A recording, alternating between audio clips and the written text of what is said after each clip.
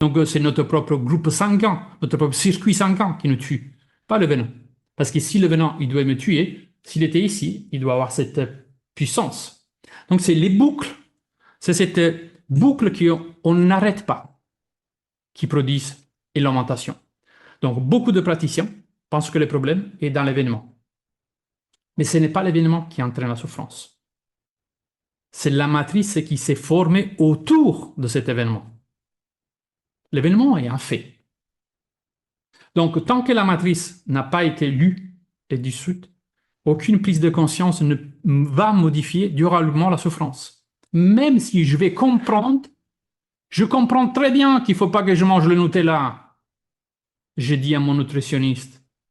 Je le sais très bien, je peux même t'enseigner qu'est-ce que ça veut dire en fait manger de la Nutella. Je sais que c'est de la haine. Je sais qu'est-ce que ça veut dire manger du gras ou des lipides qui sont passants pour mon corps. Et pourtant, tu me l'as expliqué 10 fois et moi je vide les pots de Nutella. Peux-tu m'aider là-dessus? La compréhension n'est pas le système de solution. La compréhension est un bon moyen d'éveil, mais quand ces boucles sont activées, il va falloir en fait de la technicité, pas la compréhension.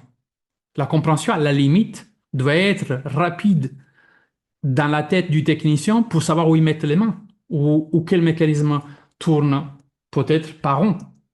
OK? Euh, on va encore plus bas et on va commencer à aller voir un peu le triangle de la souffrance humaine. OK? Euh, et d'ailleurs, en fait, et de là se fonde sur le triangle de la souffrance.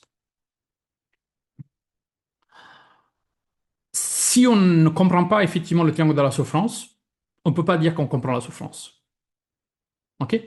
Parce qu'effectivement, on a commencé à comprendre que la souffrance n'est pas un événement, mais c'est une matrice, c'est un système interne qui tourne en boucle, qui se maintient. Mais qu'est-ce que justement maintient cette matrice vivante, ces boucles répétitives? OK? On va rentrer en fait effectivement dans la compréhension à travers ce triangle. Vous avez la cognition limitante, que c'est la croyance, l'interprétation, la projection.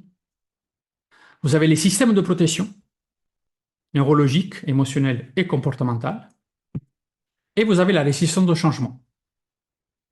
Et tout cela fait que devient en fait une homéostasie limitante.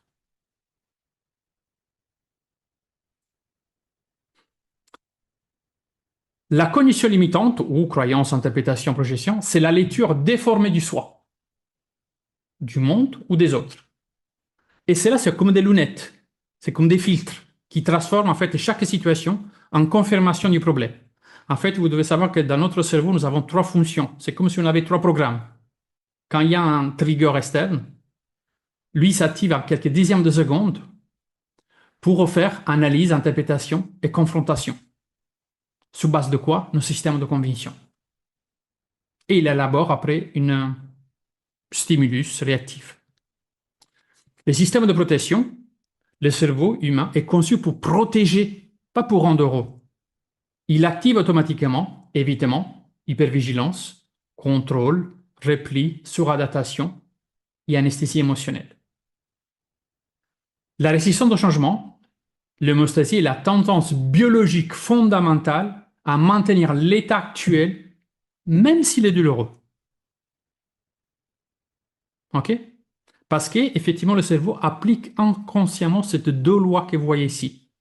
Protection de l'espèce, tout ce qui est connu est considéré comme plus sûr, même si c'est souffrant. Et la deuxième loi, continuité, économie d'énergie. Changer de monde en coût neurologique important. Donc, je résiste. OK? Donc, le cerveau préfère un scénario souffrant, mais prévisible, plutôt qu'un scénario inconnu. Même si ça pourrait être en fait la meilleure solution pour nous. Quel résultat? Un système fermé qui empêche toute transformation. Lorsque ces trois forces s'activent ensemble, donc la condition limitante, la protection est verrouillée, l'hémostasie est bloquée, le changement devient neurologiquement très ardu, même avec la meilleure volonté du monde du client. C'est pourquoi un client dit, je comprends tout, mais je n'arrive pas à changer.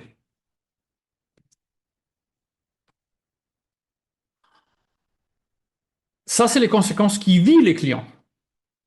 Une personne qui est prise dans ce triangle répète les mêmes scénarios, ressent une perte de contrôle, vit une amplification émotionnelle, se culpabilise, parce qu'il pense que c'est le problème, parce que surtout, il y a une autre statistique, je ne vous les ai pas mis, mais il y a une autre statistique importante, c'est que quand vous êtes consulté, vous êtes le quatrième expert qui consulte sur la même problématique. Et à force de passer d'église à église, en bout de moment, quand il voit que on peut dire l'autorité qui représente plutôt l'expert n'a pas de pouvoir, lui il va dire c'est moi le problème en fait. Ou pense qu'il n'est pas fait pour changer, c'est comme ça. Je suis comme ça. Et justement, abandonne aussi les accompagnements. OK? Les praticiens, bien entendu, sans lecture et intervention sur ces triangles, très souvent, il a l'impression d'incompétence, de perte de confiance. Le client stagne ou revient dans cette boucle, ou un sentiment d'impuissance.